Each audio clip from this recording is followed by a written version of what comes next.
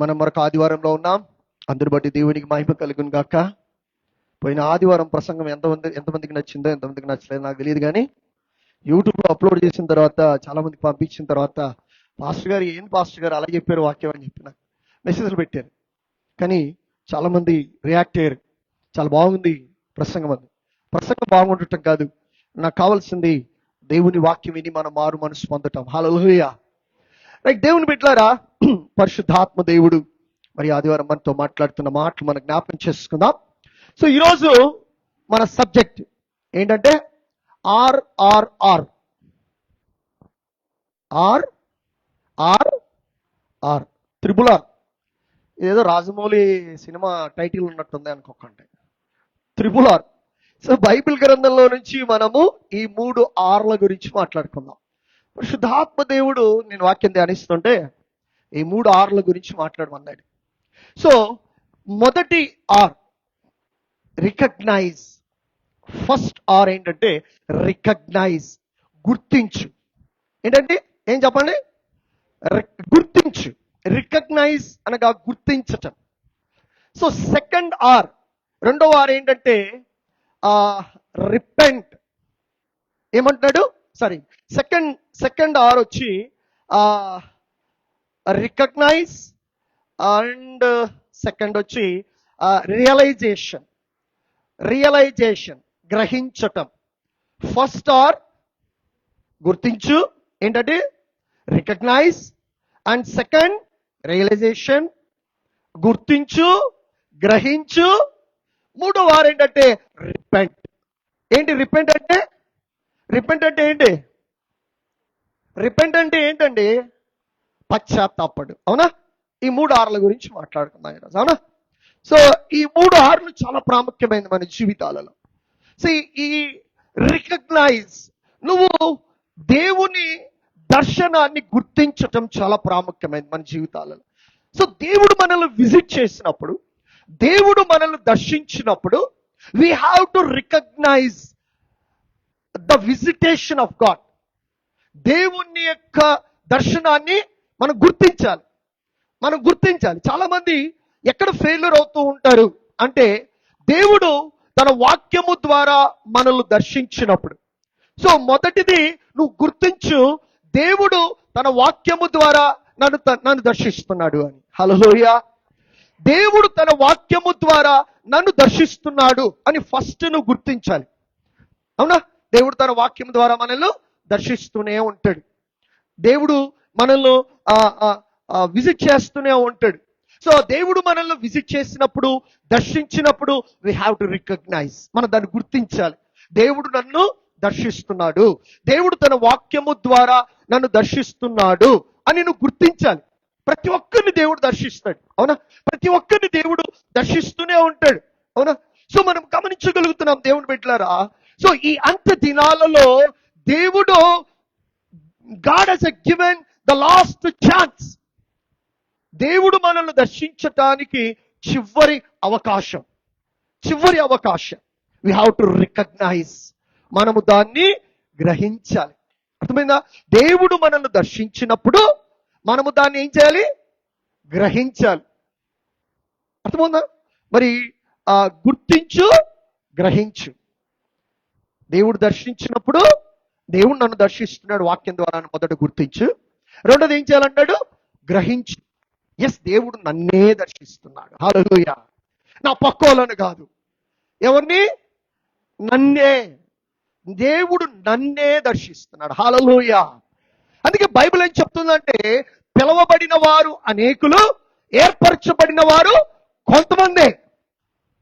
ఇప్పుడు అనేకులు ఎందుకు, కొంతమంది ఎందుకంటే, ఈ అనేకులు ఏం చేస్తారంటే, దేవుడు దర్శించేదాన్ని గుర్తించకపోవడం వల్ల అనేకులుగానే ఉండిపోతున్నారు. బట్ ఈ అనేకుల్లో నుంచి కొంతమందికి ఎందుకు చూస్ అవుతున్నారు? కొంతమందికి దేవుడు ఎందుకు ఎన్నుకుంటున్నాడంటే, కొంతమంది ఎందుకు ఎన్నుకోబడుతున్నారంటే గుర్తిస్తున్నారు. కాబట్టి దేవుడు నన్ను దర్శించాడు, నన్నే దర్శిస్తున్నాడు అని నువ్వు గుర్తించినప్పుడు యు ఆర్ చూసన్ పర్సన్. నువ్వు దేవుని చేత ఎన్నుకోబడిన జనాంగముగా మార్పు చెందుతావు. హల్లెలూయా. ఆమేన్. అర్థమవుతుందా? అర్థమవుతుందా? సో ఇది తేడా. నువ్వు గ్రహించి నువ్వు గుర్తించి గ్రహించకుండా ఉన్నావా? గ్రహించకపోతే నీ జీవితం ప్రయోజనం లేదు. నువ్వు గుర్తించి నువ్వు గ్రహిస్తే నువ్వు దేవుని కొరకు ఉపయోగకరమైన వారంగా. All the time God visitors. దేవుడు ప్రతిసారి మనల్ని దర్శిస్తూనే ఉంటాడు. అవునా? మనమే రియలైజ్ అవ్వం. దేవుని ఆ దర్శనాన్ని గుర్తించం, గ్రహించం. That's our problem. అదే మన సమస్య. ఇప్పుడు మన ప్రాబ్లం ఏంట్రా బాబు అంటే అదే. దేవుడు నాతో మాట్లాడమన్నాడు అదే. ఏం మన సమస్య ఏంటి? మనం గుర్తించి గ్రహించలేకపోతున్నాం, లేదా గుర్తించలేకపోతున్నాం, గ్రహించలేకపోతున్నాం. అందుకే మనము రిపెంట్ అవ్వలేకపోతున్నాం. హల్లెలూయా. పశ్చాత్తాపం ఎందుకు జరగట్లేదు? చాలా మందిలో ఇంకా పశ్చాత్తాపం లేదు. నేను తప్పు చేశాను అని ఏమన్నా పశ్చాత్తాపడతారా?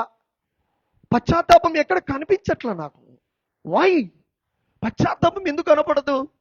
ఎందుకు కనిపించదంటే నువ్వు గుర్తించి గ్రహించట్లేదు కాబట్టి.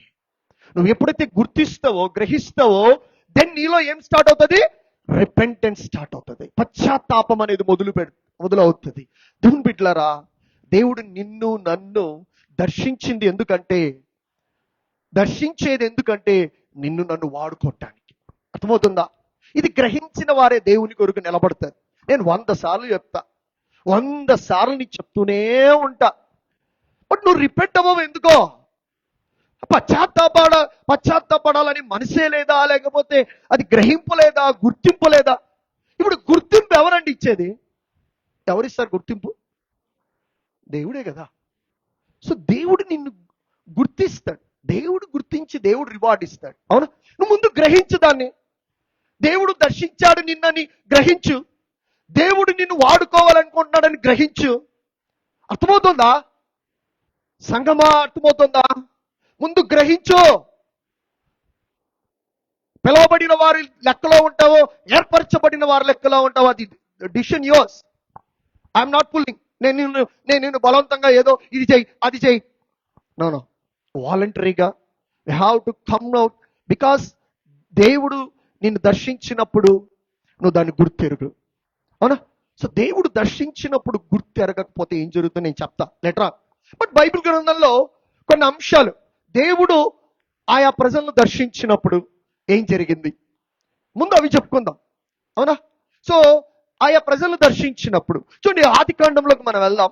ఆది కాండము 21వ అధ్యాయము 1-2 వచనాలు. ఆది కాండము 21వ అధ్యాయము 1-2 వచనాలు. యెహోవా తాను చెప్పిన ప్రకారము ఎవరిని దర్శించాడు? షారాను దర్శించెను. ఎట్లనగా నిర్ణయ కాలములో ఏంటంటే దేవుడు తను చెప్పిన ప్రకారముగా దేవుడు ఎవరిని దర్శించాడు? షారాను దర్శించెను. To bless the people. ప్రజలు ఆశీర్వదించటానికి. అర్థమవుతుందా? దేవుడు నిన్ను నన్ను విజిట్ చేస్తాడు, దర్శిస్తాడు. షారాను దర్శించాడు. మరి షారా నమ్మిందా? నమ్మల. అదే ప్రాబ్లం కదా. ఇప్పుడు దేవుడు షారాను దర్శించి తాను చెప్పిన ప్రకారము ఏం చేశాడు? అబ్రహాముకు కుమారుని అనుగ్రహించాడు. హల్లెలూయా. అని తాను బ్లెస్ చేసిన విధంగా, తాను చెప్పిన విధంగా, తాను ఆది కాండము 12వ అధ్యాయం 1-2-3 వచనాల్లో అబ్రహాంకి ఏదైతే ప్రామిస్ చేశాడో, దేవుడు వాగ్దానం చేశాడో, దాని ప్రకారంగా దేవుడు అబ్రహామును తిరిగి దర్శించి, షారాను దర్శించి, షారా గర్భమును తెరిచాడు దేవుడు. హల్లెలూయా. అబ్రహాము వృద్ధాప్యమందు అబ్రహాం ఏం కన్నాడు? కుమారుణ్ణి కన్నాడు. To bless the people. ఆశీర్వదించటానికి దేవుడు నిన్ను నన్ను దర్శిస్తూ, దేవుడు ఎందుకు దర్శిస్తున్నాడంటే మనల్ని ఆశీర్వదించటానికి. హల్లెలూయా. నిన్ను నన్ను ఆశీర్వదించటానికి దేవుడు మనల్ని దర్శిస్తున్నాడు. సో దేవుని దర్శనాన్ని దేవుని విజిటేషన్ ఆఫ్ గాడ్, దేవుని యొక్క ఆ దర్శనాన్ని నేను గుర్తించాలి, రికగ్నైజ్ చేయాలి. ఎస్, దేవుడు నన్నే దర్శిస్తున్నాడు. ఎస్, దేవుని వాక్యము నాతోనే మాట్లాడుతోంది. దేవుని వాక్యము నన్నే దర్శిస్తోంది. నన్నే ఇంకెవరినో కాదు. ఒక్కరితో నీకు నాకు సంబంధం లేదు. నేను చాలా 100 సార్లు చెప్తా, ఒక్కరితో సంబంధం లేదు. నీ గురించి ఆలోచించు, నీ దర్శనం గురించి ఆలోచించు, దేవుడు నిన్ను ఎన్నుకున్న విధానం గురించి ఆలోచించు, దేవుని కొరకు ప్రత్యేకించుకున్నారు దాని గురించి ఆలోచించు. ఒకరితో సంబంధం లేదు. వాళ్ళు ఇట్లున్నారు, వీళ్ళు ఇట్లున్నారు. సో ఎవరిని బట్టో నేను సేవ ఆపను కదా, ఆప్తానా? అప్పుడు నేను ఆపితే నేనేమవుతో చెప్పండి? ఏమవుతుంది అంటే నాకు బుద్ధి లేదు, నేను దేవుని దర్శనాన్ని గుర్తించలేదు. సింపుల్, అంతే కదా. ఎవరో ఆపమన్నారు, నేను ఆపేస్తానా? ఎవరో అడ్డు పెట్టారు, నేను అడ్డుపడతానా? కాలడ్డం పెట్టారు, నడుస్తున్నప్పుడు కింద పడతా, మళ్ళా లేస్తానా లేదా? మళ్ళీ ముందుకెళ్తా. నేను అలా పడిపోయి నెలకు గరుచుకొని ఎవరో నన్ను అడ్డు పెట్టారు, ఎవరో నన్ను తోసారు. నేను ఈ సాకులు చెప్పనండి ప్లీజ్. నాకు నచ్చదు ఈ సాకులు. I don't like it. ఎందుకంటే ఒక సామెత ఉంది కదా, చెట్టున్న కాయలున్న చెట్టుకే మళ్ళీ అంటే అది నీకు అపోజిషన్ లేకపోతే నిన్ను ఎవరన్నా లాగుతున్నారు ఎన్నికంటే దాని అర్థం ఏంటి తెలుసా? దేవుడు నిన్ను వాడుకుంటున్నాను అర్థం. హల్లెలూయా. నేను సెమినార్ 2 రోజులు అయిపోయిన తర్వాత, brother please come on set please right. 2 రోజులు సెమినార్ అయిన తర్వాత నేను శశితో మాట్లాడుతున్నా. ఈ మధ్య కాలంలో నేను శశితో చెప్తూ వస్తున్నా. 2 రోజుల సెమినార్లో చాలా బ్లెస్ అయ్యారు, చాలా అద్భుతంగా సెమినార్ జరిగింది. అదే విధంగా సాతాను పని కూడా ప్రారంభమైంది. ఎవరు పని ప్రారంభమైంది? సాతాను గాడు స్టార్ట్ చేశాడు అని పని, to destroy the Kingdom of God. అర్థమైందా? అన్నప్పుడు శేషవ్ మాట అన్నాడు, పాస్టర్ గారు దట్స్ ద సైన్. దానికి ఉదాహరణ ఏంటంటే దేవుడు తన కార్యాన్ని జరిగించబోతున్నాడని. అర్థమవుతుందా సంగమా? సాతాను డిస్టర్బ్ చేస్తున్నాడంటే దాని అర్థం ఏంటి? అక్కడ పరిశుద్ధాత్మ దేవుని కార్యము ప్రారంభమైందని అర్థం. ఇప్పుడు నువ్వు డిస్టర్బెన్స్ నుంచి వస్తావా, పరిశుద్ధాత్మ కార్యాన్ని చూస్తావా? చెప్పండి. ఇప్పుడు డిస్టర్బెన్స్ నుంచి చూస్తే ఏమవుతావు? పరిశుద్ధాత్మ కార్యము జరగదు, అవునా? మరి నేను డిస్టర్బెన్స్ నేను లాస్ట్ వీకే చెప్పాను, ఎడంకాలతో దంతా. దేంతో చెప్పండి, ఏం పర్లేదు. ఉంది కదా 2 కాళ్ళు, ఒక కాలే ఉంది ఎవరికన్నా? చెప్పండి. ఇప్పుడు అదే చేయను. Ignore it, neglect it. Don't lose your crown. నీ కిరీటాన్ని నువ్వు అర్థమైందా?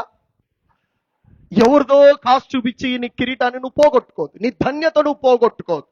Don't lose your blessings, don't lose your honour. నీ ఆధిక్యత, నీ ధన్యత నువ్వు పోగొట్టుకోవద్దు. అగైన్ పరిశుద్ధాత్మ దేవుడు తిరిగి మనతో మాట్లాడుతూనే ఉన్నాడు. హల్లెలూయా. దేవుడు దర్శిస్తూనే ఉంటాడు దేవుని బిడ్డలారా. సో దేవుడు ఎందుకు చూస్ చేసుకున్నాడు? దేవుడి యొక్క పర్పస్ ఏంటి? అసలు నన్ను ఎందుకు విజిట్ చేశాడు? ఆ దర్శించటంలో దేవుడు దర్శించినప్పుడు నేను గుర్తించానా లేదా? I realise that.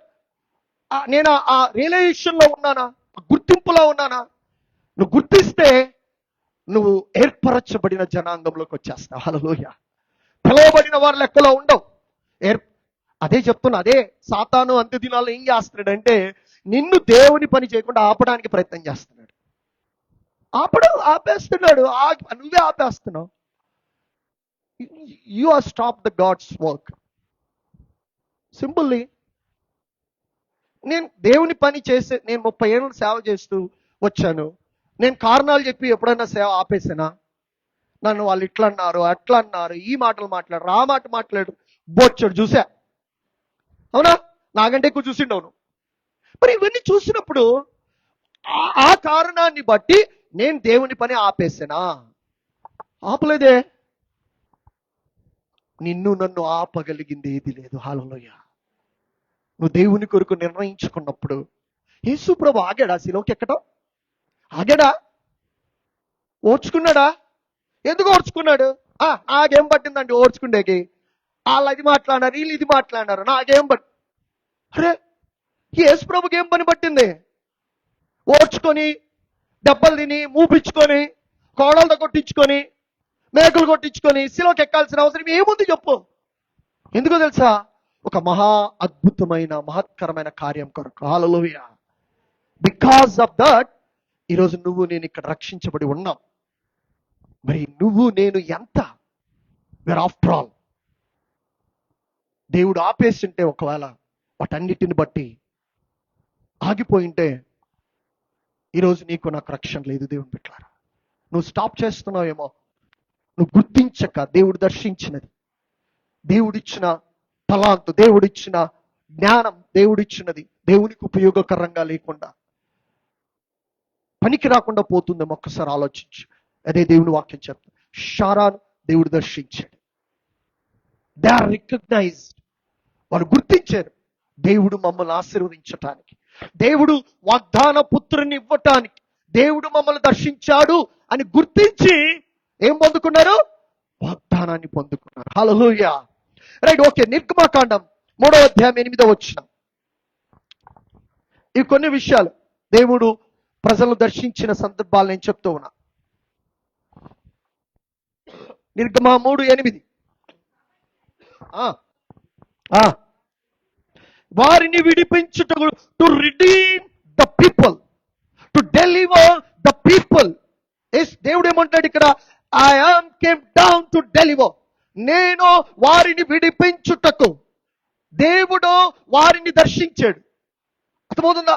ఇశ్రాయేలీయులను దేవుడు ఐగుప్తులో వారి బానిసత్వములో కన్నీరులో ఉన్నప్పుడు దేవుడు వారిని దర్శించాడు. God has visited them. దేవుడు వారిని దర్శించి దేని నిమిత్తమై? ఆ బంధకములలో నుండి విడిపించటానికి, విడుదల కలగ చేయటానికి. To deliver the people, to deliver the people. బంధకాల్లో నుంచి విడిపించటానికి. ఈరోజు నీ బంధకాల్లో నువ్వు ఉన్నావు, బంధించబడ్డావు. అన్ని బంధకాలే, నీ బుర్ర నిండా బంధకాలే. ప్లీజ్ విడుదల పొందు. నువ్వు విడుదల పొందాలి. ఈరోజు దేవుడు నిన్ను దర్శిస్తున్నాడు. Recognise that. నువ్వు దాన్ని గుర్తించు.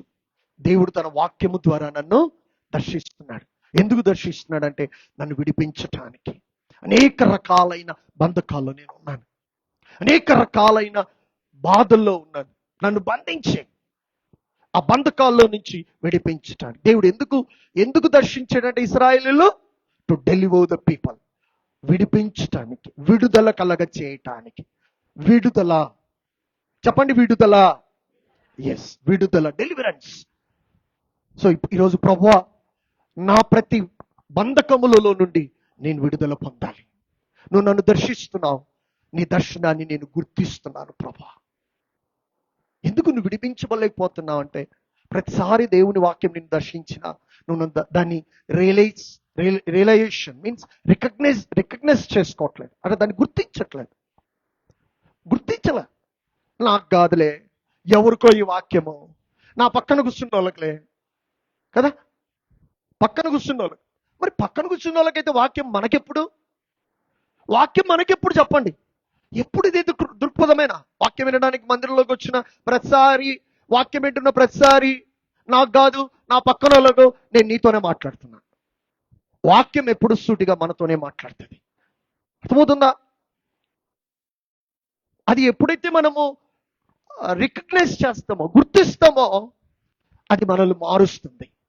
అది మనల్ని బంధకములో నుంచి బయటికి తీసుకొస్తుంది, మనల్ని చేంజ్ చేస్తుంది. దేవుని బిడ్డలారా, we have to change ourselves. మన ఆలోచన, మన బుద్ధి, మన జ్ఞానము, మనం మారాలి అంటే గుర్తించాలి. దేవుని వాక్యము నన్ను దర్శిస్తోంది. దేవుని వాక్యము దర్శించినప్పుడు నేను దాన్ని గుర్తించి నేను రియలైజ్ అవ్వాలి.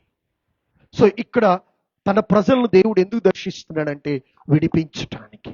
ఈరోజు నీ బంధకం ఏదైతే ఉందో, నువ్వు ఎక్కడ బంధించబడ్డావో, నీ బలహీనత ఏదైతే ఉందో, ఏది నిన్ను దేవునికి ఉపయోగకరంగా ఉండకుండా ఆపుతుందో, దాన్ని ఏం చేయాలి? దానిలో నుంచి నువ్వు బయటికి రా. You have to come out. బయటికి రా. దేవుని కంటే ఉన్నతమైంది, దేవుని కంటే గొప్పది ఇంకోటి లేదు. అందుకే పౌలు గారు ఒక మాట అంటారు, నేను సమస్తము పెంటతో ఎంచుకుంటున్నాను అంటాడు. సమస్తము నేను పెంటతో సమానం. అవును, దేవుని పని, దేవుని కొరకు, దేవుని రాజ్యం కొరకు బ్రతకటం కంటే మిగతాది వెంటనే అది ఫోకస్, అది నీ దృక్పథం, అది నీ మైండ్ సెట్, అది నీ ఆలోచన. అంటే మిగతావన్నీ నువ్వు ఇగ్నోర్ చేయి, పక్కకు పెట్టేసి నువ్వు విడిపించబడు, నువ్వు ఫ్రీ అవ్వు, నీ మైండ్లో, నీ ఆలోచనలో ఫ్రీ అవ్వు. నీ బాండేజ్ బ్రేక్ చేసుకో, నీ ప్రతి బంధకంలో నుంచి నువ్వు విడుదల పొందు. 34వ కీర్తన 17వ వచనం, 34వ కీర్తన 17వ వచనం.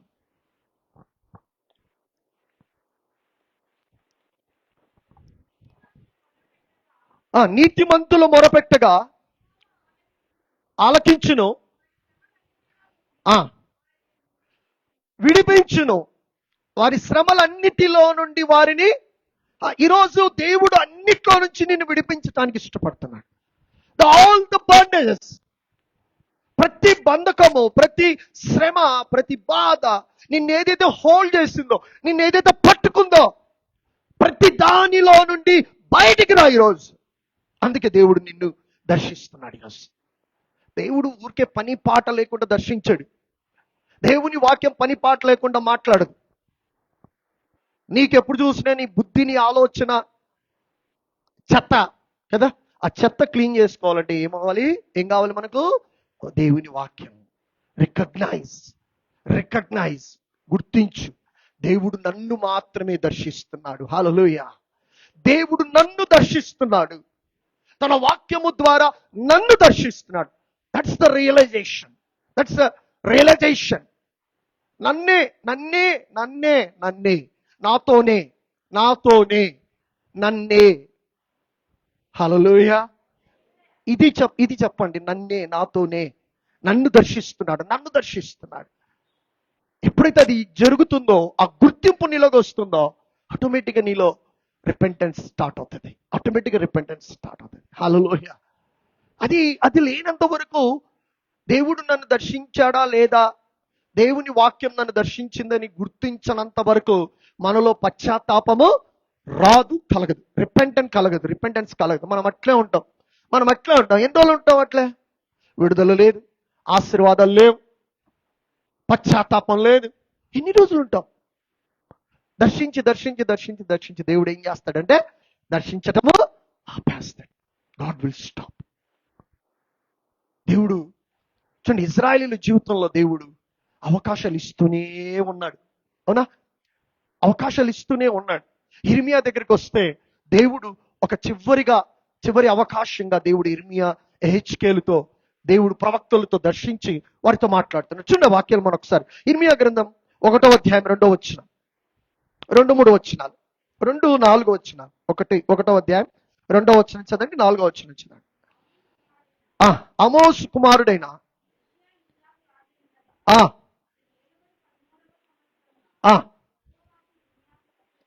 ఎవరికి ప్రత్యక్షమాయాడు? ఇర్మియాకు ప్రత్యక్షమాయను. ఎవరికి ప్రత్యక్షమైందంటండి? యెహోవా వాక్కు ఇర్మియాను విజిట్ చేస్తున్నాడు, ఇర్మియాను దర్శించింది.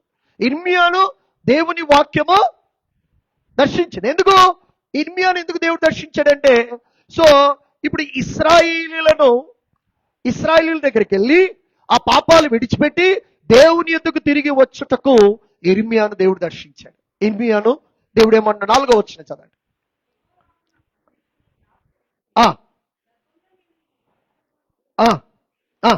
నిన్ను ఎరిగి తిని, ప్రతిష్ఠించి తిని. ఏంటి ఏమంటాడు ఇర్మియాతో? నీ గర్భములో నువ్వు రూపింపబడక మునిపే నేను నిన్ను.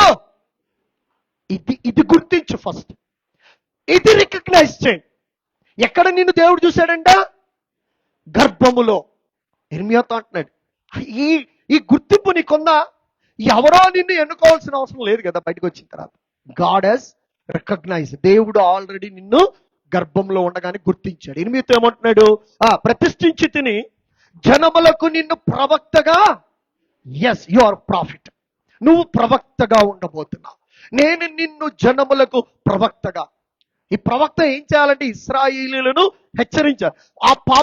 ఆ పాపముల నుండి ఇశ్రాయేలీయులు దేవుని దగ్గరికి త్రిప్పబడటానికి దేవుడు ఇర్మియాను ఏం చేశాడు? ప్రతిష్ఠించాడు, ప్రవక్తగా ఎన్నుకున్నాడు. అవునా? దేవుడు విజిట్ చేస్తున్నాడు, ఫైనల్ కాల్ చేస్తున్నాడు. ఎవరికి? ఇశ్రాయేలీయులకు. అవునా? చూడండి, మనం గమనిద్దాం. 8వ వచనం. 8. ఎవరికి భయపడద్దు? ఇశ్రాయేలీయులకు భయపడద్దు. చదవమా. నువ్వు భయపడద్దు అంటున్నాడు. 9వ వచనం. చేయి చాపి ఏం పెట్టానంటున్నాడు? నీ నోట నా మాట పెట్టా. నువ్వు భయపడద్దు ఎవ్వరికి భయపడద్దు. అంటే దీని అర్థం ఏంటి? మీరు ఇర్మియా గ్రంథం చదివితే ఇర్మియా ఎంత ధైర్యంగా దేవుని మాటలను ప్రకటించాడో, ఉన్నది ఉన్నట్టు చెప్పాడో మీకు అర్థమవుతుంది. అర్థమైందా?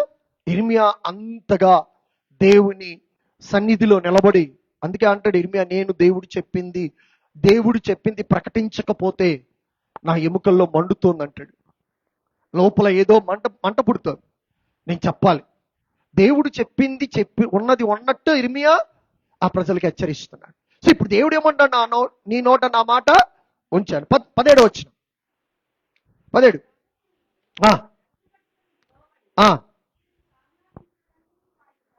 ప్రకటన చేయము, భయపడకము. భయపడద్దు, భయపడకుండా చెప్పమంటాడు. భయపడద్దు లేదా భయం పుట్టిస్తా. అవునా? భయపడకుండా ప్రకటించమంటాడు. దేవుడు ఇశ్రాయేలీయులను తిరిగి ఆయన అవకాశం ఇస్తున్నాడు ఇర్మియా ద్వారా లాస్ట్ ఛాన్స్. ఇర్మియా ద్వారా దేవుడు వారు మారు మనస్సు పొందటానికి దేవుడు మళ్ళా దర్శిస్తున్నాడు, విజిట్ చేస్తున్నాడు. ఎంత దేవుడు కృప కలిగిన వాడు కదండి. మనం ఎంత తప్పు చేస్తున్నా దేవుడు మనల్ని ప్రేమిస్తూనే ఉన్నాడు. అందుకే మనం తప్పు చేస్తున్నాం కదా. ఎందుకు? ఆయన కృప ఉంది పాస్టర్ గారు. కృప ఉంది. ఏముంది? కృప ఉండేది పాపం చేసేకి రాదు. పాపాత్మలారా, కృప ఉండేది ఎందుకు? మారు మనసు పొందటానికి. అర్థమైందా? కృప పాపం చేయడానికి కాదు. దేవుని కృప ఉండేది. కృప ఉంది కాబట్టి నాకు ఇష్టం వచ్చింది మాట్లాడతా, కృప ఉంది కాబట్టి నాకు ఇష్టం వచ్చినట్టు బతుకుతా, కృప ఉంది కాబట్టి పాపం చేస్తా, ఆ కృప ఉంది కాబట్టి మళ్ళా వచ్చి నేను క్షమాపణ అడుగుతా. ఇది క్రైస్తవత్వమా? సిగ్గులేని క్రైస్తవత్వం ఇది. సిగ్గుపడదాం ఇలాంటి క్రైస్తవత్వంలో బతుకుతున్నందుకు. సిగ్గుపడాలా లేదా? కృప దేనికి వాడుకుంటున్నావు? పాపం చేయడానికి వాడుకుంటున్నావా? పశ్చాత్తాపడటానికి వాడుకుంటున్నావా? కృప దేనికి ఉంది? మనం పశ్చాత్తాపాన్ని, మారు మనసు పొందటానికి. అదే అర్థమవుతుందా? సో నిన్నట్లోంచి ఈ రోజులోకి వచ్చాం. సో ఈ రోజులోకి వచ్చామంటే దాని అర్థం ఏంటి? దేవుని కృప కదా. మనం బతికున్నాం అంటే దేవుని కృపను బట్టి బతుకున్నాం. ఎందుకుంది ఈరోజు? ఎందుకు ఇచ్చారు దేవుడు ఈరోజు అంటే? ఎందుకు ఇచ్చారు దేవుడు ఈరోజు అంటే, ఇంకా ఎక్కడన్నా నువ్వు మారాల్సి ఉందేమో, పశ్చాత్తాపడాల్సింది ఉందేమో, దేవుని దగ్గర క్షమాపణ కోరాల్సింది ఉందేమో, మార్పు చెందటానికి దేవుడు ఇంకొక అవకాశము ఇచ్చాడు. హల్లెలూయా. అందుకే కదా మరొక రోజులోకి మనం వచ్చాం. నేను మారను, ఇంతే అన్న జీవితాలకు మరొక అవకాశం. ఎందుకంటే అంత త్వరగా మనల్ని తీసేసుకోవటమో, అంత త్వరగా ఆయన రావటమో ఆయనకి ఇష్టం లేదు. ఎందుకు? మనం మారాలి, మనం మార్పు చెందాలి. అందుకు దేవుడు మరొక రోజు ఇచ్చాడు. దీనికోసం ఇచ్చాడు అంతే. కానీ ఈరోజు ఉంది కదా అని నాకు ఇష్టం వచ్చింది నేను మాట్లాడతా, నాకు ఇష్టం వచ్చింది నేను చేస్తా. పాపం చేయటానికి ఇంకొక రోజు వచ్చింది. ఇది కాదు దేవుని కృప. అర్థమవుతుందా దేవుని బిడ్డలారా? దేవుని కృప, ఆ కృపలో మనం ఈరోజు ఉన్నాము అంటే, ఈరోజు మనము ఇంకా ఎక్కడో సరి చేసుకోవలసినవి ఉన్నాయి, ఒప్పుకోవలసినవి ఉన్నాయి. This is the time and last chance to ask the lord forgive me. ప్రభా నన్ను క్షమించు అని అడగటానికి మరొక రోజు దేవుడు ఇచ్చాడు. నేనైతే అదే నమ్ముతా. నేనైతే అదే విశ్వసిస్తా. అర్థమవుతుందా దేవుని బిడ్డలారా? ఇది కృప. మరి నీకు తెలిసిన కృప ఏంటో నాకు తెలియదు, కానీ నాకు తెలిసిన బైబిల్ ప్రకారంగా నాకు తెలిసిన కృప మాత్రం ఇదే. ఇది కాకుండా వేరే ఏదైనా కృప ఉంటే చెప్పండి ఇంకా కదా. సో ఇదే. అందుకే దేవుడు మనకంటే గొప్పోళ్ళు, ధనికులు, జ్ఞానవంతులు, చచ్చిపోయిన లెక్కలు ఉన్నారు, నిన్నటికి అయిపోయింది కదా. కానీ ఈరోజు ఇచ్చాడు దేవుడు. ఎందుకో మనల్ని ప్రేమించి ఎక్కడో ఇంకా మన మీద కన్సర్న్ ఉంది దేవునికి. మనము ఇంకా పూర్తిగా చేంజ్ అవ్వాలి, ఇంకా పూర్తి మారాలి, పూర్తిగా ఎక్కడో మనం ఆయన ఆయన ఆయన కొరకు సిద్ధపడాలి. అందుకే దేవుడు మనకు అవకాశం ఇచ్చాడు. మనకు ఇలా ఇశ్రాయేలు దేవుడు తన కృప చూపుతూ, దర్శిస్తూ, మాట్లాడుతూ, చేంజ్ అవ్వడానికి అవకాశం ఇస్తూ, ప్రవక్తలతో మాట్లాడిస్తూ దేవుడు వారిని ఎప్పటికప్పుడు మార్పు చెందటానికే దేవుడు ఇష్టపడ్డాడు. సమూలంగా నాశనం చేయటానికి దేవుడు ఇష్టపడట్లా. అలా క్రమంలో దేవుడు ఇర్మియాను పంపాడు. తర్వాత మనము ఎహెచ్కేల్ దగ్గరికి వెళ్తున్నాం. ఎహెచ్కేల్ దగ్గరికి వెళ్ళేసరికి ఎహెచ్కేల్ గ్రంథం 37వ అధ్యాయం 1-2 వచనాలు మనం ఒకసారి చదువుదాం. ఎహెచ్కేల్ గ్రంథం 37వ అధ్యాయం 1-2 వచనాలు. ఎహెచ్కేల్. యెహోవా హస్తము నా మీదికి వచ్చెను, నేను ఆత్మవశుడునై ఉండగా యెహోవా నన్ను తోలుకొని పోయి. ఏ వశమై ఉన్నాడు? ఎవరి వశములో ఉన్నాడు? ఇది అండర్లైన్ చేసుకోండి బాగా. ఎవరి వశములో ఉన్నాడు? ఆత్మవశములో ఉన్నాడు. ఏ ఆత్మది? ఏ ఆత్మ? దేవుని ఆత్మ, దురాత్మ కాదు. దురాత్మ వశములో లేడిన. ఏ ఆత్మవశములో ఉన్నాడు? దేవుని ఆత్మవశములో ఉన్నాడు. దేవుని ఆత్మవశములో. వశం అంటే ఏంటి? వశం అంటే ఏంటి? ఆవహించటం కదా. కరెక్టేనమ్మా? ఎవరు చెప్పారు ఆవహించటం అని? అమ్మా, అధీనము, కంప్లీట్ గా ఆవహించటం అంటే కంప్లీట్ గా లీడ్ చేయటం. అంటే మనల్లో ఎవరు లీడ్ చేస్తున్నారు? అంతేనా? దేవుని ఆత్మేనా? దేవుని ఆత్మేనా? నిజం చెప్పండి, దేవుని ఆత్మేనా? ఏమో నాకు కొంతమందిని చూసి డౌట్ వస్తుంది. కొంతమందిని, అంతటి కాదు ప్లీజ్, నేను అందరిని అనట్లా, కొంతమందిని చూసినప్పుడు ప్లీజ్. దేవుని బిడ్డలారా, దేవుని ఆత్మ వశముతో నింపబడి దేవుని ఆత్మ చేత మనము నడిపించబడదాం. హల్లెలూయా. ఇప్పుడు హెచ్కేల్ ఏమంటున్నాడు? దేవుని ఆత్మ వశముతో నింపి దేవుడు ఆత్మతో నన్ను ఏం చేశాడు? తోడుకొని పోయాడు. ఎవరు తోడుకొని పోయారు? ఆత్మ. అవునా? దేవుని ఆత్మ హెచ్కేల్ ఏం చేసింది? తోడుకుపోయింది. తోడుకుపోయి ఏం చూపించింది? ఎముకలతో నిండి ఉన్న ఒక లోయ, డ్రై బోన్స్ అంటాడు. డ్రై ఏమంటే ఏ లోయ అది? ఏ లోయ అండి? Very very dry. అంటే ఏంటంట? ఆ లోయ దేంతో నింపబడి ఉంది? ఎముకలతో. ఎముకలతో నింపబడి ఉన్న ఆ లోయలో నన్ను దింపాను. ఆ ఎముకల్లో ఎలాగుంది? అవి కేవలము ఎండిపోయింది. కేవలం అంటే ఏంటండి? కేవలం అంటే అర్థం ఏంటి తెలుసా? ఇంకా అది ఇంకా పట్టుకుంటే ఏమైపోద్ది? పొడి పొడి అయిపోద్ది. అంటే అంతగా ఎండిపోయిందంట. అంతగా ఎండిపోయిందా? వాయ్, ఎందుకు అంత ఎండిపోయింది? అంతగా ఎందుకు ఎండిపోయింది తెలుసా? ఎందుకు ఎండిపోయింది? మనం దేవుని వాక్యాన్ని గుర్తించకపోవటం. అర్థమైందా? దేవుని వాక్యాన్ని గుర్తించకపోవటం. ఇక్కడ ఎవరిని చెప్తున్నాడు అంటే, ఇశ్రాయేలీల జీవితాలు ఇలాగ ఉన్నాయో బాబు. హెచ్కేల్ని తీసుకెళ్ళి ఒక లోయలో దించి లోయలో నిలబెట్టాడు. ఎక్కడ నిలబెట్టాడు? లోయలో అంటే ఎముకల లోయలో. ఆ ఎముకలన్నీ చుట్టూ ఉన్నాయి, ఎండిపోయిన ఎముకలన్నీ. దాని మధ్యలో నిలబెట్టి చూడన్నాడు. ఏం కనపడుతుంది? కేవలము వెరీ వెరీ డ్రై అన్నాడు. చాలా చాలా ఎండిపోయి ఉన్నాయి, ఏం లేదు. ముట్టుకుంటే పొడి పొడి అయిపోద్ది. ఎండిపోయిన స్థితి. బట్ ఆ స్థితిలో కూడా దేవుడు ఏం చేస్తున్నాడు? దర్శిస్తున్నాడు. హల్లెలూయా. ఆ స్థితిలో కూడా దేవుడు దర్శించి హెచ్కేల్తో అంటున్నాడు, ఇదిగో ఎండిపోయిన ఎముకలను ప్రవచించమంటున్నాడు. హల్లెలూయా. I'm going to prophesy today.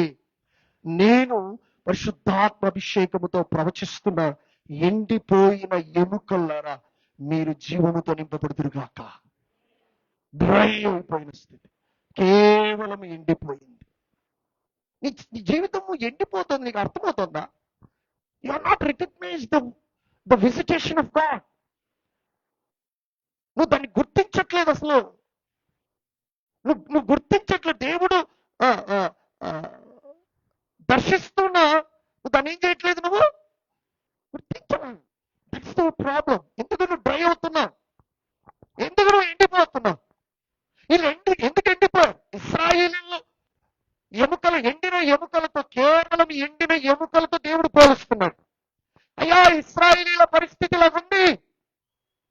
దేవుడు ఆ ఎండిన ఎముకల్లో జీవం ఇవ్వటానికి తిరిగి దేవుడు హెచ్కేల ద్వారా ఇశ్రాయేలును దర్శిస్తున్నాడు. దేవుడు బిడ్డలారా, ఈ రోజు దేవుడు నిన్ను దర్శిస్తున్నాడు. కారణం ఏంటి తెలుసా? కేవలం ఎండిపోయిన స్థితిలో ఉన్న నీ జీవితాన్ని తిరిగి దేవుడు రికనెక్ట్ చేయటానికి, తిరిగి దేవుడు ఏం చేయాలంటే రీబిల్డ్ చేయడానికి దేవుడు నిన్ను దర్శిస్తున్నాడు. నువ్వు దాన్ని గుర్తిస్తావా? గుర్తిద్దామా లేక పొడిపొడైపోదామా? గుర్తిద్దామా లేక పొడిపొడైపోదామా? దేవుడు ఏది ఎక్కడ విడిచిపెట్టాడు. దేవుడు ఎందుకు తెలుసా? మనం ఆయనకు కావాలి. ఆయన మనకు కావాలి. మనము ఆయనకు కావాలి. ఆయన కొరకు జీవించాలి. ఆయన పిల్లలుగా జీవించాలి. పరిశుద్ధమైన వారంగా జీవించాలి. దేవుని ఉద్దేశాన్ని నువ్వు ఎప్పుడు గుర్తిస్తావు? దేవుని ఆలోచన, దేవుని చిత్తాన్ని ఎప్పుడు నువ్వు రియలైజ్ అవుతావు, రికగ్నైజ్ చేస్తావు? ఎప్పుడు రియలైజ్ అవుతావు? ఎప్పుడు గుర్తిస్తావు? గుర్తించకుండా జీవితం అయిపోద్ది. మనుగుళ్ళు, సనుగుళ్ళు, అలుగుళ్ళు అయిపోయింది జీవితం. ప్రభు వస్తాడు. No excuse. ప్రభు దగ్గర ఎక్స్క్యూజ్ లేదు. నువ్వు చెప్పేది ప్రభు వినడు. అదేనా? కాబట్టి మాస్టర్ గారికి చెప్పినట్టు సాకులు చెప్తాను, దేవునికి కూడా అనుకోవద్దండి. ప్రభు సాకులు వినడు. No second chance. ఇప్పుడు ఉన్నది మనకు second chance. Second and last chance. దీనిని గుర్తిస్తే నీ జీవితం మారిపోతుంది. లేదంటే నో ఛాన్స్. నేను పోయి ఈ నుంచి ఆయన దగ్గరికి పోయి నేను అన్ని కంప్లైంట్లు చెప్తా, మా పాస్టర్ గురించి చెప్తా, సంఘంలో ఉన్న వాళ్ళ గురించి చెప్తా. అసలు నువ్వు ఆయన దగ్గరికి వెళ్ళి నిలబడితే కదా నువ్వు కంప్లైంట్ చెప్తాను. ఎంతో మనం ఒకసారి కదా. నేను వెళ్ళి నిలబడి ఏం చెప్తా? కంప్లైంట్లు చెప్తా, చాడీలు చెప్తా. అసలు దేవుని దగ్గరికి వెళ్ళి నిలబడతాను, నిలబడి చాడీలు చెప్తాను. చెప్పండి, దేవుడు వింటాడా? అసలు ఆ ఛాన్స్ దేవుడు ఇవ్వడు. అసలు ఆయన దగ్గర నిలబడటానికి నీకు అర్హత ఉండదు. ఎందుకంటే ఇక్కడ రిలేషన్ గుర్తించి రిపెంట్ అవ్వకపోతే అర్థమవుతుందా? దేవుడు దర్శించాడు, దాన్ని నువ్వు ఏం చేయాలి? గుర్తించి దేవుని దర్శనాన్ని నువ్వు గ్రహించి, దేవుడు దర్శించి గుర్తించి గ్రహించి రిపెంట్. త్రిపుల ఏంటంటే త్రిపుల RRR. అవునా? ఫస్ట్ ఆర్ ఏంటి? Recognise the visitation. దేవుడు దర్శించినప్పుడు ఏం చేయమంటాడు? గుర్తించి. Second are realisation. రియలైజేషన్ అంటే గ్రహించడం, గ్రహింపు. Second are. Third or repent. ఈ రెండు జరిగినప్పుడు ఆటోమేటిక్గా రిపెంటెన్స్ స్టార్ట్ అవుతుంది. దేవుడు నన్ను దర్శించి, దేవుడు నన్ను మాత్రమే దర్శించాడు. దేవుడు నన్ను దర్శించాడంటే దేవుని యొక్క ఉద్దేశం నా జీవితంలో ఉంది, దేవుని ప్రణాళిక నా జీవితంలో ఉంది. పూర్తిగా నన్ను ఎండిపోనివ్వట్లేదు దేవుడు, పూర్తిగా ముసి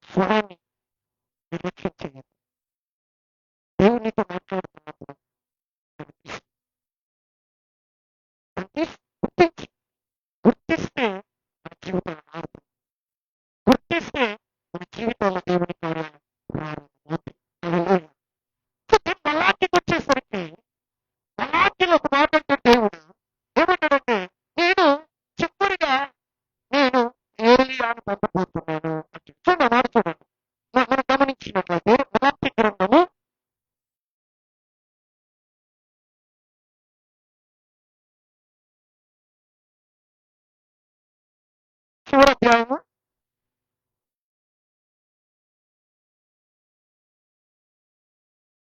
5 4-5 4-5 అలాంటి 4-5 యెహోవా నియమించిన భయంకరమైన ఆ మహాదినము రాక మునుపు నేను ప్రవక్తనకు ఏలియాను మీ యొద్దకు పంపుదును. ఆ దినము ఆ మహాదినం ఏ దినం అంటే ఇప్పుడు రాబోయే దినం మహాదినము భయంకరమైన దినము ఆ దినం గురించి ఇక్కడ చెప్పాడు దేవుడు. ఆ దినము రాక మునుపు నేను ఎవరు పంపుతాను ఏలియాను పంపుతాను. ఎవరు ఏలియా? ఏలియా ఎవరు అంటే బాప్తిసమిచ్చు యోహాను. ఏలియా ఎవరండి? బాప్తిసమిచ్చు జాన్ బాప్టిస్ట్. ఏలియా మత్తయి సువార్త 11:10 మత్తయి సువార్త 11:10 దాని రిఫరెన్స్ చూద్దాం. మనస్సుంటే రాబో ఏలియా ఇప్పుడే వినుగాక తప్పుడు వచ్చును తప్పుడమా యోహాను గురించి మాట్లాడుతున్నాడు యేసుప్రభు. అవునా? రాబో ఏలియా ఇప్పుడే. అవునా? ఇప్పుడు ఏలియా వచ్చాడు కదా, యోహాను వచ్చాడు, బాప్తిసమిచ్చే యోహాను వచ్చాడు. మనం ఈ సంగతులు గ్రహిద్దాం. ఏ సంగతులు? ఆ భయంకరమైన మహాదినము రాక మునుపు ఎవరు వచ్చారు? ఏలియా వచ్చాడు. వచ్చి ఈ ఏలియా ఏం ప్రకటించాడంట అంటే యోహాను ఏం ప్రకటించాడంట చూడండి. మత్తయి సువార్త 3:1 ఒకటో అధ్యాయం 2వ వచనం 1-2 వచనం మత్తయి సువార్త 3వ అధ్యాయం 1-2 వచనం. ఆ దినమందు బాప్తిసమిచ్చే యోహాను వచ్చి ఏం సమీపిస్తుంది? పరలోక రాజ్యము సమీపించుచున్నది. ఏం ప్రకటన చేస్తున్నాడు ఏలియా? ఈ యోహాను పరలోక రాజ్యం వస్తుంది. అవునా? ఆ మహాదినం మలాఖీలో మనం చదివిన ప్రకారము ఆ రోజు రాబోతోంది, ఆ దినం రాబోతోంది. మీరు ఏం చేయబోతున్నాడు? మారు మనస్సు పొందండి అని ప్రకటన చేస్తున్నాడు. అవునా? మారు మనస్సు పొందండి. లూకా 3:7 లూకా సువార్త 3వ అధ్యాయం 7వ వచనం.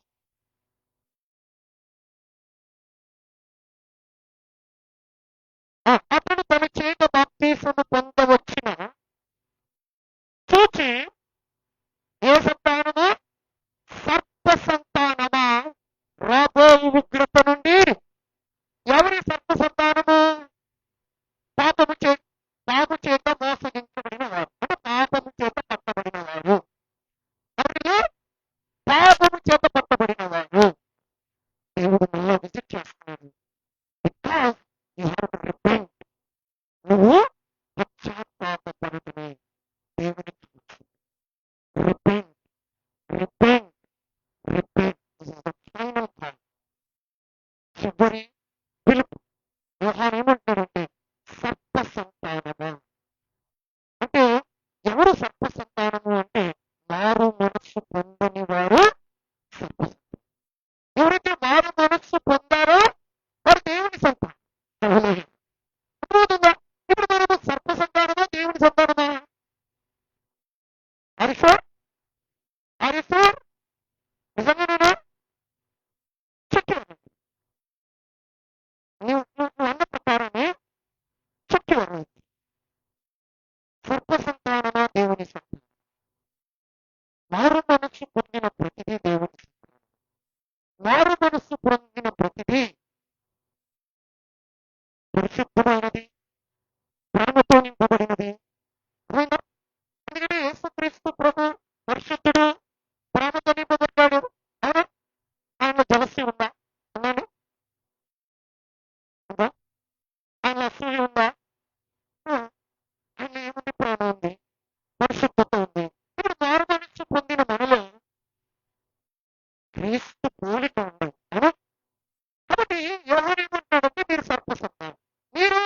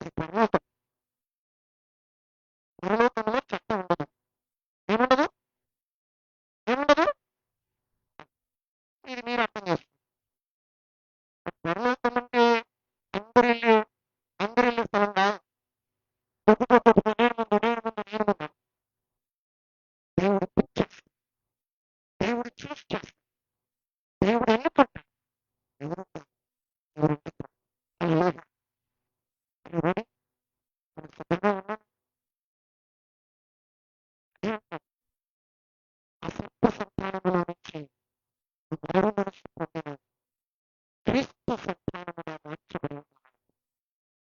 It's a final or is repentance. Repent, repentance. When God visits you, recognize it. దాన్ని గుర్తించి దేవుడు నన్నే దర్శిస్తాడు. ఆయన వాక్యం నన్నే దర్శిస్తాడు. ఎప్పుడైతే నిన్నే దర్శించినప్పుడు వాక్యం నీతో మాట్లాడుతుంది. అవునా?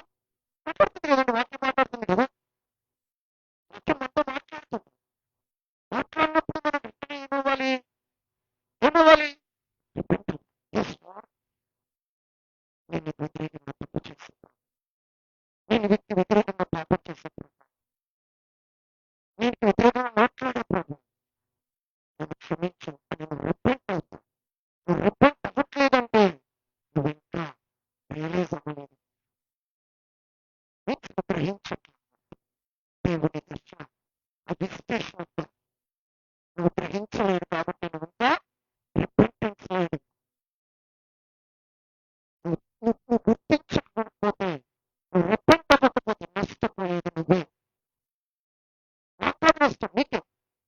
ఎవరికి వాళ్ళే నష్టపోతారు, ఎవరికి వాళ్ళకి నష్టం జరుగుతుంది. దేవాది దేవుడు మన కొరకు దిగొచ్చాడు. ముందుగా యోహాను పంపించాడు. యోహాను ఏమంటాడంటే, నా వెనుక వచ్చేవాడు నాకంటే శక్తివంతుడు, ఆయన చెప్పులు వారిని విప్పుటకైనాను నాకు శక్తి లేదండి. నేను నీళ్ళలో బాప్తిసం ఇస్తున్నా, ఆయన నీటిలోను ఆత్మలోను మీకు పరిశుద్ధాత్మలో బాప్తిసం ఇస్తాడు అని యేసుక్రీస్తు ప్రభు గురించి చెప్తాడు. నేను పైలట్, యోహాను పైలట్ గా ముందుకుంటాడు.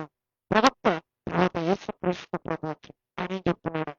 ఆయన కూడా అదే చెప్తున్నాడు. మార్కు సువార్త 1వ అధ్యాయం 15వ వచనం. మార్కు 1:15.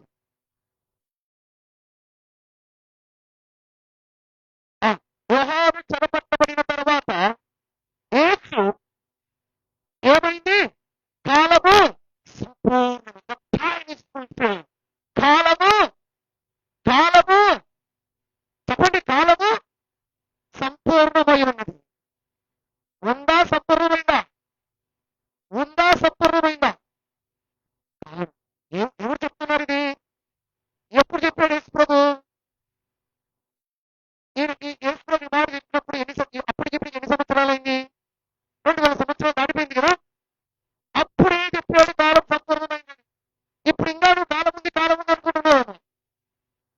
చాలా మంది అదే ప్రభులో ఉన్నారు. ఇంకా కాలం ఉంది, ఇంకా టైం ఉంది, టైం, నాకు ఇంకా సమయం ఉంది. కానీ ఇది 2000 సంవత్సరాల క్రిందటే యేసు ప్రభు చెప్పిన మాట ఏంటంటే కాలము సంపూర్ణమైందంట. ఇప్పుడు అప్పుడే మాట అన్నాడంటే ఇప్పుడు ఈ 2026 సంవత్సరాలు కదా. ఈ 2026 సంవత్సరాలు మనము ఏ పీరియడ్ లో నడిచామో తెలుసా? A period? గ్రేస్ పీరియడ్, కృపా పీరియడ్ లో నడిచాం. అప్పుడే అయిపోయిందంటే అప్పుడే ఏం చేయాలి కదా దేవుడు? ఏం చేయాలి కదా? కృప చూపి ఎక్కడో మారు మనసు పొందుతారు. ఈ రోజు కాకపోయినా రేపు కాకపోయినా ఎల్లుండి పడతారు, ఒప్పుకుంటారు, వదిలేస్తారు, నాతో క్లోజ్ గా ఉంటారు, పరిశుద్ధతలో జీవిస్తారు అనే కదా దేవుడు 2026 సంవత్సరాలు మనకు అవకాశం ఇచ్చాడు. అంటే జనరేషన్ గడుస్తూ అవకాశాలు ఇస్తూ ఇప్పుడు నీ దగ్గరికి నా దగ్గరికి వచ్చి కాలం ఆగింది. కాలం ఇక్కడ నిలబడింది. ఇంకా నువ్వు నాకు టైం ఉంది అనుకుంటే అసలు నువ్వు చేసే పనులకు, నువ్వు మాట్లాడే మాటలకు పుట్టుకొని పోవాలి. ఏమవ్వాలా చెప్పండి? పుట్టుకొని వెళ్ళిపోవాలి. పుట్టుకొని దేవుడు తీసేసాడా? దేవుడు నన్ను ప్రేమిస్తున్నాడు. అది గుర్తించి ఫస్ట్, అది గుర్తించి ఎందుకు నేను మాట్లాడిన మాటలు ఇంకా బతికే ఉన్నా? Because of God's grace. దేవుని కృప. ఇంకా ఎందుకు నా క్రియలకు నేను ఆగిపోలేదు నా జీవితంలో? దేవుని కృప. కారణం ఏంటంటే నువ్వు మారాలి, నువ్వు మార్పు చెందాలి, ఆయన రాజ్యంలో ఆయనతో పాటు నువ్వు ఉండాలి. ఇది దేవుని కృప. అంతే కదా.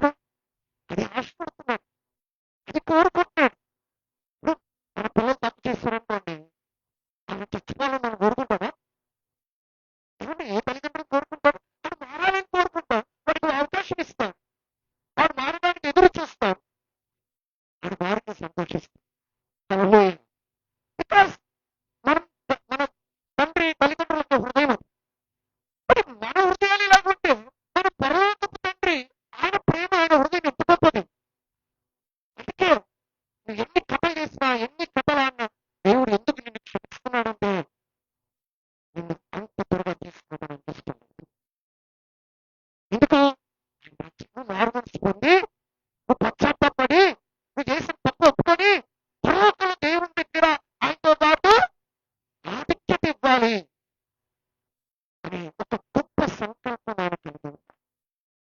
నా దేవుని బిడ్డలారా, నేను ఈ ఉదయకాల సమయంలో నీతో చెప్తున్నది ఏంటంటే ఆ సంకల్పాన్ని నువ్వు గుర్తిరగదు. దేవునికి ఉన్న సంకల్పాన్ని మనం గుర్తించినప్పుడు గుర్తిరిగినప్పుడు మనలో రిపెంటెన్స్ స్టార్ట్ అవుతుంది. ఎస్, నేను పాపిని, నీ నోటితో పాపపు మాటలు మాట్లాడాను, నీ బుర్రతో పాపపు ఆలోచనలు ఆలోచించాను, నీ కంటితో పాపపు చూపు చూస్తాను. రిపెంట్ స్టార్ట్ అవుతుంది. నేనేమంటానంటే this is the time to repent. ఇది నీకు దేవుడిచ్చే చివరి అవకాశం. రిపెంటెన్స్. నువ్వు రికగ్నైజ్ అవుతుంది, రియలైజ్, రిపెంట్. దేవుడు యేసు కూడా చెప్తున్నాడు, మారు మనస్సును టైం వచ్చింది. ఏం చేయమంటున్నాడు? దేవుని రాజ్యము సమీపించుచున్నది. ఏం పొందమంటాడు? మారు మనస్సు రెండు ఉండకపోతే అంతే. ఓకే, యేసు ప్రభు చెప్పాడు కదా, అయిపోయింది, ఫినిష్.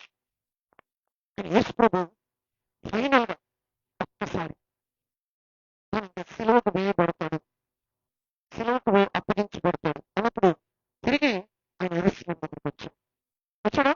వచ్చి ఫైనల్ గా యెరూషలేమును చూసి మాట్లాడుతున్న మాట మనం ఇందాక చదువుకున్న లూకాసు వార్త 19వ అధ్యాయం 43వ వచనం. ఒకసారి దాని దగ్గరికి వెళ్దాం. లూకాసు వార్త 19:43.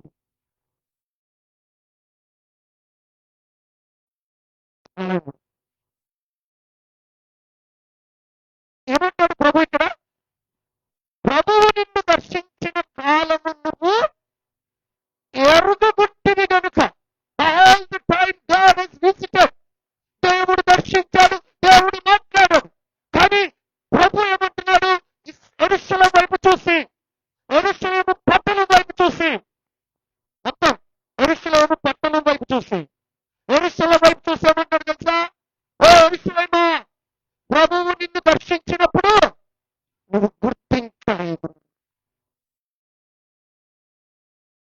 ఈ వచనాలు చదివితే దేవుడు యెరూషలేముకు మరొక అవకాశం ఇస్తున్నట్టు నాకు అనిపించట్లా.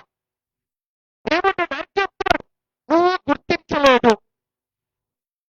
ఇంకా ఎంతమంది గుర్తించిన వారు ఉన్నారు? ఒక్కసారి మనం ప్రశ్నించాం. గుర్తించలేదు. చదవమా.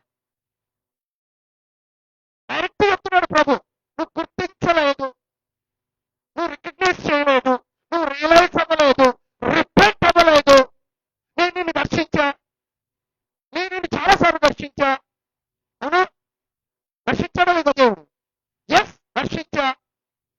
కానీ నువ్వు దాన్ని గుర్తించవా, నువ్వు దాన్ని గ్రహించలా, నువ్వు రిపెంట్ అవ్వాలా, పశ్చాత్తాపల్లా. కాబట్టి ఇప్పుడు ఏం జరగబోతోంది? చదవమా. నీ శత్రువులు నీ చుట్టూ గట్టుకట్టి ఒత్తిడి వేసి అన్ని ప్రక్కల నేను బంధిస్తారంట. ఎవరు? శత్రువు. ఇప్పుడు ఎవరికి అవకాశం ఇచ్చాడు దేవుడు? అవునా? శత్రువుకి అవకాశం ఇచ్చాడా? శత్రువు ఎలా చేశాడా? This is the final profit. చివరి ప్రవక్త ఎవరు? ఎవరు చివరి ప్రవక్త? యేసుక్రీస్తు ప్రభు. అపోస్తలుల కార్యాల్లో ప్రవక్తలు ఉన్నారు. దేవుని చేత దేవుడే తనకు తానుగా ఈ లోకానికి దిగొచ్చి చెబుతున్న మాట పై నుంచి చెప్పినప్పుడు ఏమంత అవసరం. ఇప్పుడు కిందికి వచ్చి భూమి మీద నిలబడి యెరూషలేము ఎదురుగా నిలబడి ఏం చెప్తున్నాడు? నీ చుట్టూ శత్రువులు కట్టి కట్టడి వేసి ముట్టడి వేసి. ఎవరు? దేవుడు శత్రువుని అలౌ చేశాడు. దేవుడు ఎనిమిది అలౌ చేశాడు. అర్థమవుతుందా దేవుని పెట్టారా? నువ్వు దర్శనాన్ని, దేవుని విజిటేషన్ నువ్వు రికగ్నైజ్ చేయకపోతే, నువ్వు రిలీజ్ అవ్వకపోతే దేవుడు ఎవరు అలౌ చేస్తాడు? శత్రువుని అలౌ చేస్తాడు. దేవుడు చెప్తున్నాడు, ఈశ్వరుడు చెప్తున్నాడు, నేను చెప్తున్న మాట కాదు. నీ చుట్టూ శత్రువు గట్టు కట్టి ముట్టడి వేసి చదవ అన్ని ప్రక్కల నిన్ను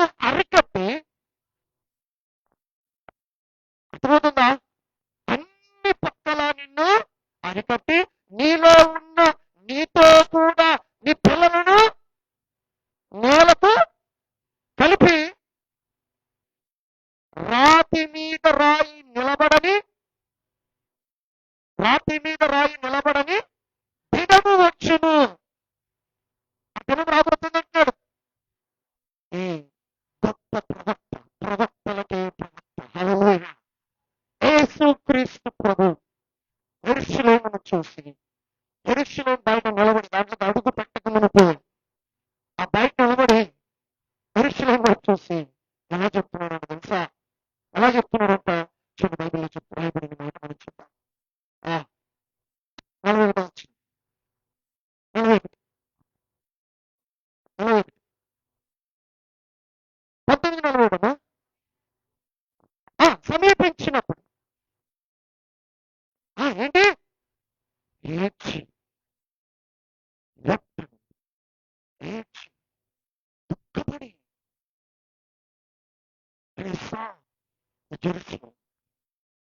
యెరూషలేము చూసి యేసు ప్రభు ఏం చేస్తున్నాడు? బిడ్డలారా, నిన్ను చూసి దేవుడు ఏడుస్తున్నాడు. ఒకసారి ఆలోచించు.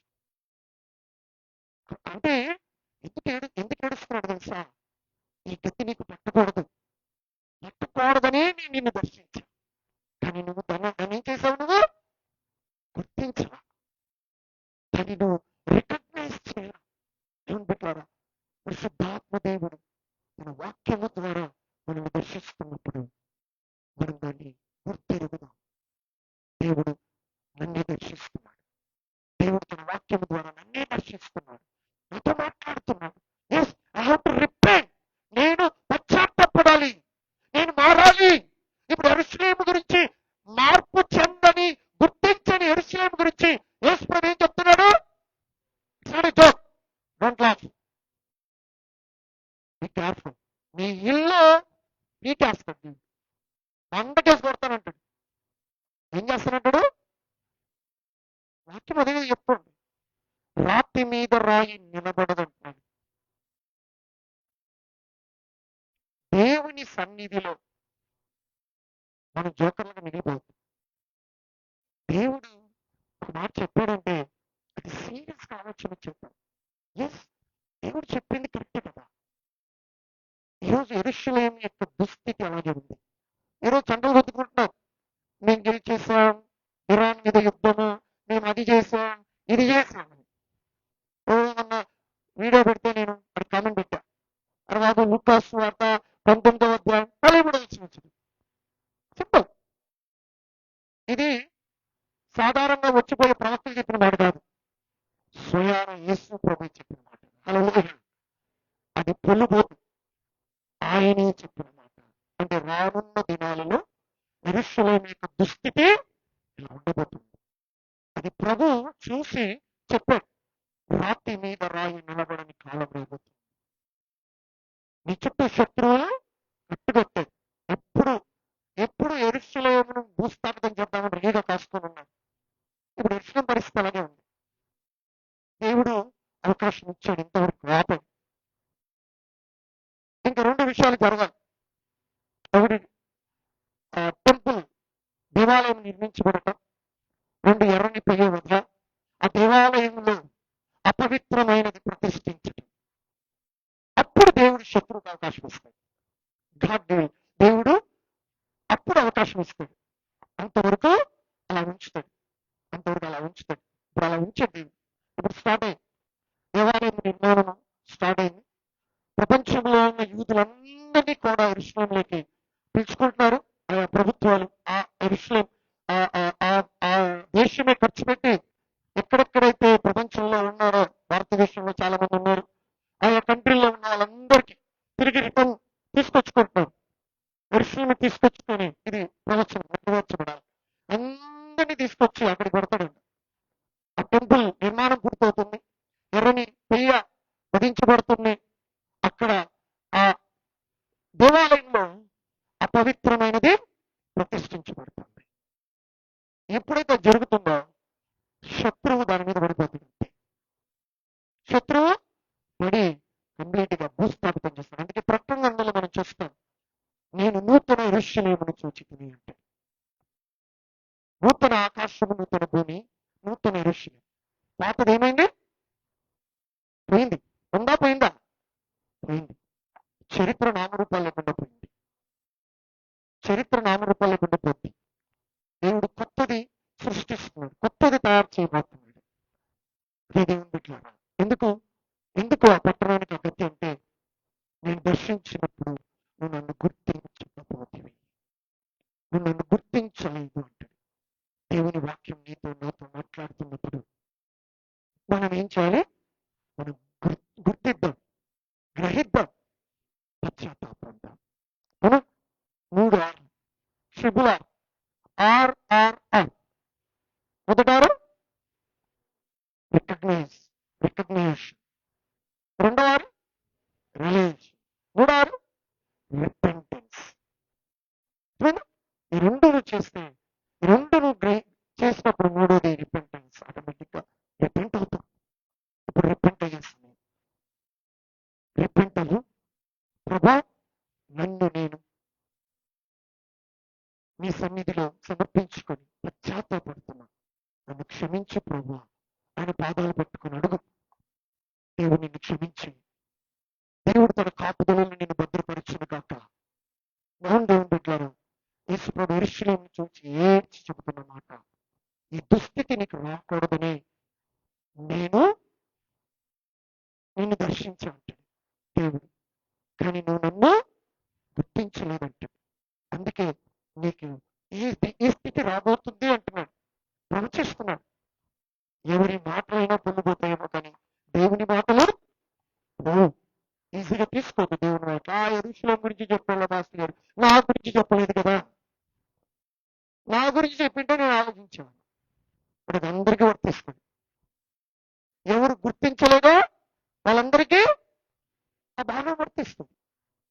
ఎవరు దాన్ని రికగ్నైజ్ చేయట్లేదో, ఎవరు దాన్ని గుర్తించట్లేదో, దేవుని యొక్క విజిటేషన్ ఆఫ్ గాడ్, అది అందరికీ, ఎవరు పశ్చాత్తాపడట్లేదో అందరికీ వర్తిస్తుంది. కాబట్టి ఈరోజు నీకు, నాకు, అందరికి వాక్యము చదివి వాక్యము వినే ప్రతి ఒక్కరికి ఈ భాగం వర్తిస్తుంది. The final judgement. దేవుడు యెరూషలేము చూసి జడ్జిమెంట్ ఇచ్చేశాడు. నీకు నీ స్థితి ఇది అని చెప్పాడు. ఈరోజు నీకు నాకైతే ఆయన కృప ఇంకా ఉంది. ఈరోజు ఉందా? రేపు నువ్వు లేకపోతే లేనట్టే, రేపు నువ్వు బతుకుంటే ఉన్నట్టే. బట్ రేపు ఉందో లేదో నీకు నాకు తెలియదు. రేపటి రోజు అనేది నువ్వు నేను డిసైడ్ చేసుకో, దేవుడు మనకు డిసైడ్ చేస్తాడు. కానీ ఈ రోజు నిన్ను నువ్వు డిసైడ్ చేసుకో. What you are in the presence of God. దేవుని సన్నిధిలో నువ్వేమై ఉన్నావు, దేవునితో నీ సంబంధం ఏమై ఉంది, నువ్వు దేవుని ఎలా గుర్తిస్తున్నావు, ఆయన విజిటేషన్ ఏంటి, ఆయన పిలుపు ఏంటి, ఆయన దర్శనం ఏంటి, ఆయన మాటలు ఏంటి, ఇవన్నీ నువ్వు గుర్తిరిగి నువ్వు పశ్చాత్తాపడటానికి ఈ రోజు నీకు ఉంది అని సద్వినియోగం చేసుకున్నావు. రేపు ఉందో లేదో నాకు తెలియదు, ఎందుకంటే అది దేవుని చేతిలో ఉంది. దేవుడు ఇంకా మనం కొద్ది రోజులు బ్రతికి దేవుని రాజ్యం కొరకు మనం ఇంకా నలుగురికి స్వార్థ చెప్పాలి అని దేవుడు కృప చూపితే మనము ఇంకా కొద్ది రోజులు ఉంటాం దేవుని కృపను బట్టి. దేవుని బిడ్డలారా, మనం ప్రశ్నించుకొని దేవుని దర్శనాన్ని గుర్తించు, గ్రహించు, క్షమాపణ పశ్చాత్తాపడు. Repent. This is the time. ఇది అవకాశం. దేవుని సన్నిధిలో నీ లోపలే నువ్వు గట్టిగా చెప్పు, వాడేవారండి. బట్ ఆయన ఏడుస్తున్నాడు, నీకు ఏడుపు వస్తే ఏడ్చు. ఆయన నీ కొరకు నా కొరకు ఏడుస్తున్నాడు, కన్నీళ్లు కార్చాడని బైబిల్ చెప్తాడు. ఆ మాట చదివినప్పుడు ప్రభు నువ్వు కన్నీరు కార్చడం ఏంటి? నిజంగా మీరు గుర్తుపెట్టుకోండి, మామూలుగా ఒకసారి మనం సామెత ఏముంటదంటే, నేను కార్చిన కన్నీరు వృధా కాదంటుంటా. అయినా డైలాగ్ కొడుతుంటాం, కొడుతుందా? నా కన్నీరు చూసారు వాళ్ళు, అలా తగులుతుంది నా కన్నీరు, అర్థమలేదు అంటారా? అంటారు కదా. మీ కన్నీటికి ఎంత పవర్ ఉంటే యేసుప్రభు కన్నీటికి ఎంత పవర్ ఉండాలి చెప్పండి. ఇప్పుడు చెప్పండి, ఆయన కన్నీటికి ఎంత పవర్ ఉండాలి? ఆయన కన్నీరు కార్చి యెరూషలేమును చూసి బాధతో, ఇది నీకు జరగకూడదు కానీ నువ్వు గుర్తించలా, ఇది జరుగుతుంది అని చెప్తున్నాడు. బాధ, దుఃఖం, వేదన. దీని కొరకు నేను వచ్చింది, దీని కొరకు నా ప్రాణం పెడుతోంది, రక్తం కారుస్తుంది, ఇదే నేను చూడాలనుకున్నది అని బాధ, వేదన ప్రభు దేవుని పెట్టారా మన పట్ల కూడా అదే బాధ, వేదన కలిగి ఉన్నారు. మన మార్గం ఎన్ని రోజులు బ్రతుకుతామో తెలియదు, కానీ బ్రతికినన్ని రోజులు ప్రభు కొరకు బ్రతుకుదాం, ప్రభు రాజ్యం కొరకు బ్రతుకుదాం. అలా మనల్ని మనం పరిశుద్ధపరుచుకుందాం, పశ్చాత్తాపడదాం. ప్రభు, నన్ను నేను తిరిగి నీకు సమర్పించుకొని నీ కొరకు నేను బ్రతుకుతాను ప్రభు. ఒక గట్టి తీర్మానంతో, గట్టి నిర్ణయంతో దేవుని సన్నిధిలో, దేవుని పని నిమిత్తమైన రాజ్యం కొరకు మన అడుగుల ముందుకెళ్తాం. దేవుడు మిమ్మల్ని దీవించి ఆస్వాదించిన కాక. మనందరూ కూడా పైకి వచ్చి నిలబడి తల నుంచి కలుసుకొని, this is the time to repent. ఇది సమయము, పశ్చాత్తాపపడే సమయం ఇది. Repent yourself. Close your eyes. Repent yourself. Thank you, Lord, I praise. మనం ఒప్పుకుందాం మన పాపాలను. ఆయన మనల్ని దర్శించినప్పుడు మనం గుర్తెరుగుదాం. గుర్తించని వారుగా ఉండిపోవద్దు ప్లీజ్. ఆయన దర్శన భాగ్యం ఎంతో గొప్పది దేవుని పెట్టారా. అందరికీ కలిగే భాగ్యం కాదు అది, కేవలం మనకు మాత్రమే కలిగింది. మనము ధన్యులము, మనము ధన్యులము దేవుని పెట్టారు. I request you, నేను మిమ్మల్ని బ్రతిమాలుకుంటున్నా, నేను మిమ్మల్ని వేడుకుంటున్నా, ప్లీజ్ దయచేసి ఆయన దర్శనాన్ని గుర్తించి, దేవుడు నన్నే దర్శించాడు అని గుర్తించి నాతో మాట్లాడుతున్నాడు. Realise yourself. Recognize the visitation of God. ప్రభా, మీ బిడ్డలు మీరు దర్శిస్తున్నప్పుడు, మీరు దర్శిస్తుండగా వారు దాన్ని గుర్తెరిగి పశ్చాత్తాపడగలిగిన మనసు దయచేయండి. క్షమించు ప్రభా, క్షమించు తండ్రి. మేము ఇక్కడ ఉన్న మేమెవ్వరము మీ ఉగ్రతకు పాలు కాకూడదు, యెరూషలేముకు పట్టిన గతి పట్టకూడదు. మీ కృప ఉండగానే, సమయం ఉండగానే నన్ను సరి చేసుకుంటున్నాను, రిలీజ్ అవుతున్నా. తాకండి తండ్రి, చాతాపముతో నింపండి. మీ కృపగల స్థానికి వచ్చింది. ప్రతి తలంపుల, ప్రతి ఆలోచన, ప్రతి మాట మీ స్వాధీనంలో ఉంచుకుని మీరు బలపరచండి. లేవనెత్తి మీకు మహిమకరమైన బిడ్డలుగా మీరు నిలబెట్టవలసిందిగా కోరుకుంటూ యేసు నామములో ప్రార్థిస్తున్నాము తండ్రి. ఆమేన్.